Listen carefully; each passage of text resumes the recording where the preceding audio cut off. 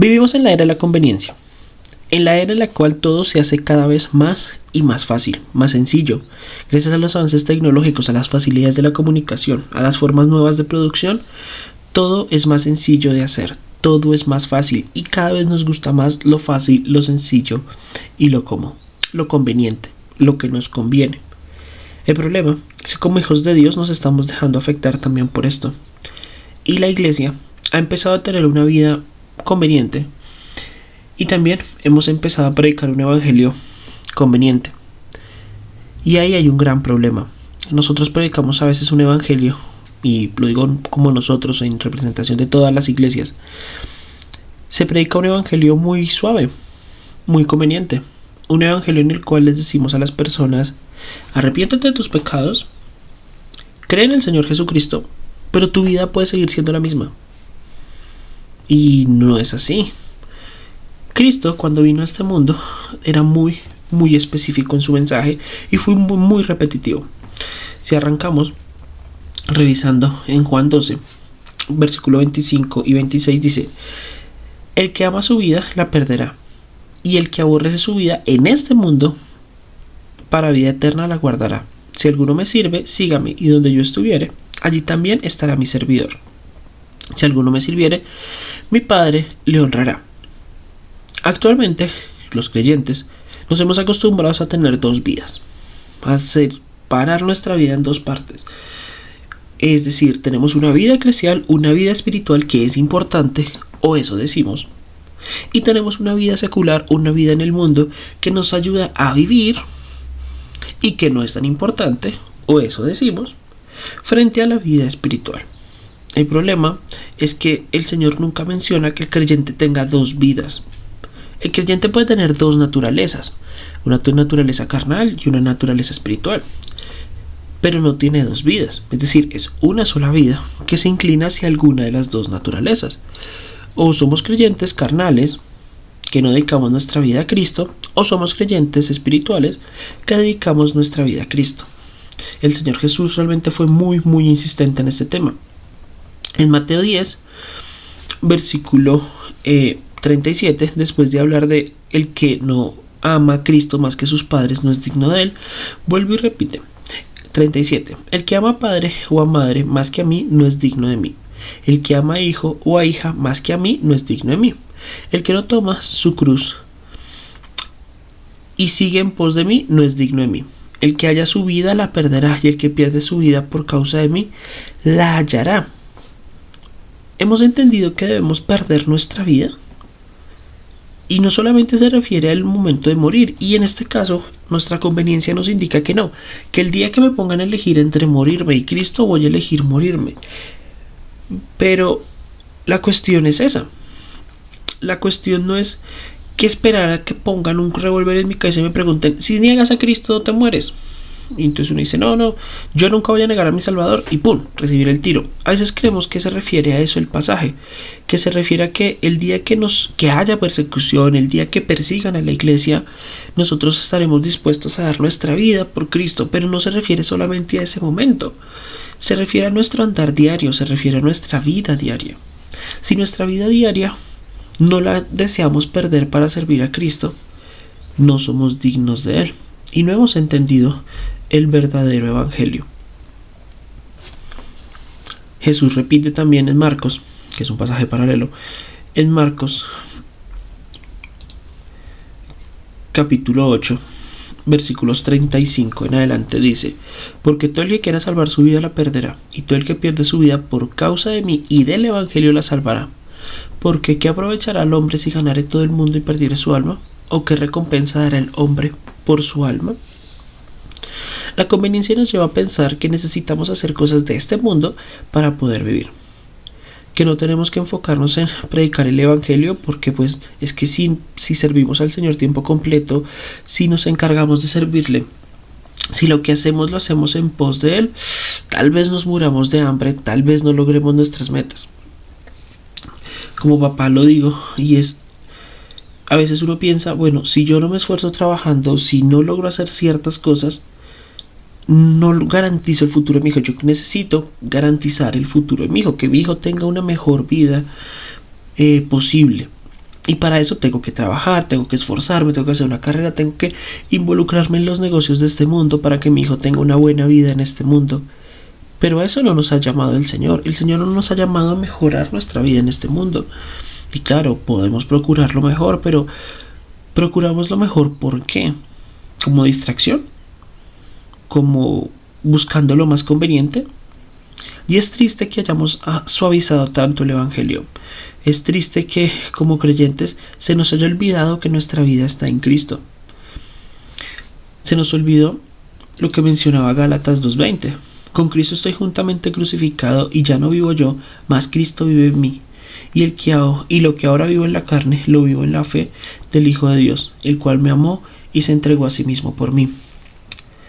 El servicio full, el servicio completo, el entregar mi vida a Cristo, lo hemos reservado para la élite espiritual, para aquellos que son más espirituales, para los héroes de la fe modernos. Y creemos que con esto es suficiente. Es decir, yo apoyo al pastor que sirve tiempo completo, yo apoyo al misionero que sirve tiempo completo, y yo apoyo a aquellos hermanos que han decidido no dedicar su vida en completo a Cristo. Y esto es una cultura muy católica romana, es decir, hay ciertas personas que sirven y se consagran al Señor y otras que solo practican y son feligreses. En lugar de volvernos hijos de Dios, siervos de Cristo, nos estamos volviendo feligreses, personas que llegamos a la iglesia, cumplimos una liturgia, un ritual, para que nos vaya bien entre semana. Entre semana vivimos una vida normal y luego regresamos otra vez el domingo a la iglesia y participamos en diferentes actividades, y pues para eso no murió Cristo. Cristo dio su vida en rescate de la nuestra para que nosotros demos nuestra vida. ¿Por qué podemos dar nuestra vida? Porque el Hijo de Dios puede dar su vida diaria, no su vida solamente esperando morir, sino su vida diaria a Cristo, porque entendemos que el Señor dio su vida por nosotros y que tenemos una recompensa eterna. Cuando el Señor habla de que nosotros sirvamos y tengamos hospitalidad con aquellos que no tienen nada, Él nos dice que hagamos estas cosas porque estas personas no nos pueden recompensar, pero nuestra recompensa está en los cielos. El creyente tiene una recompensa eterna. El creyente ya no tiene que preocuparse por el futuro.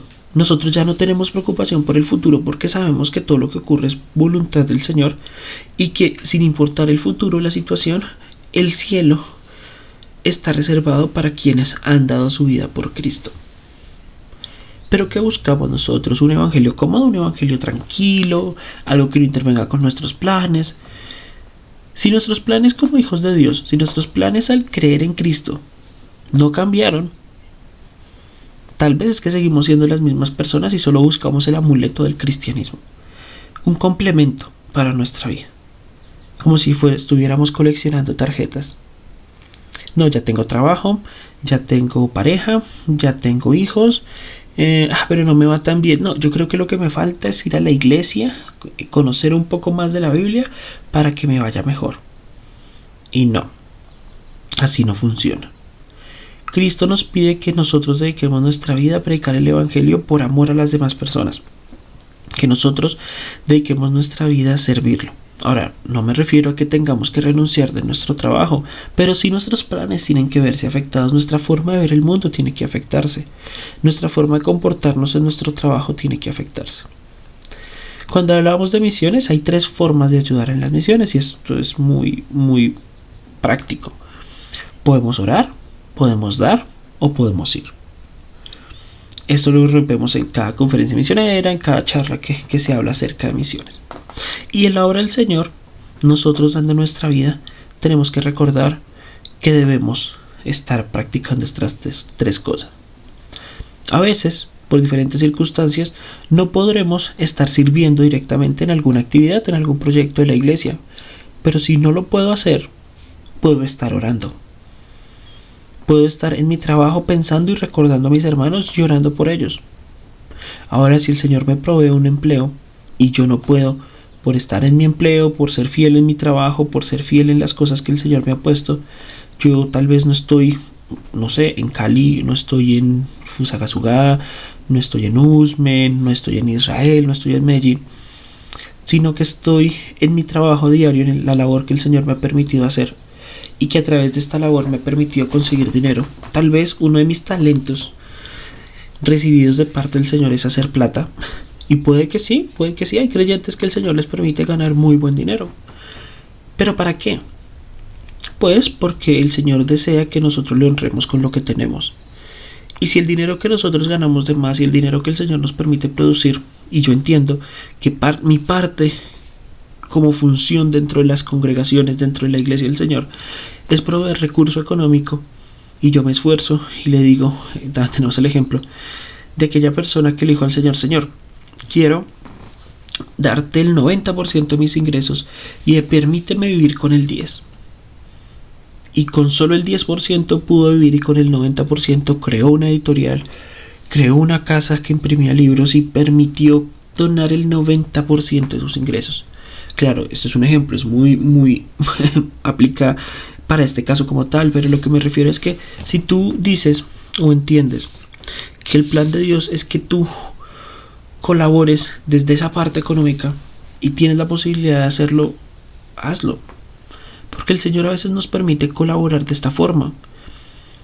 Pero lo importante es que trabajemos con propósito, sabiendo que nuestra función principal es servir al Señor.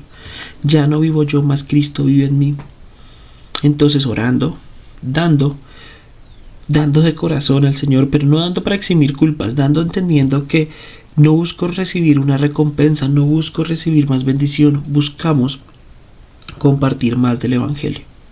Y yendo, es participando ministerialmente de forma directa, y podríamos hablar de pastores misioneros, pero también de la labor diaria de nosotros de predicar el Evangelio todos los días, de compartir de Cristo en nuestro trabajo, en nuestro estudio, de honrar al Señor cuando logremos honra.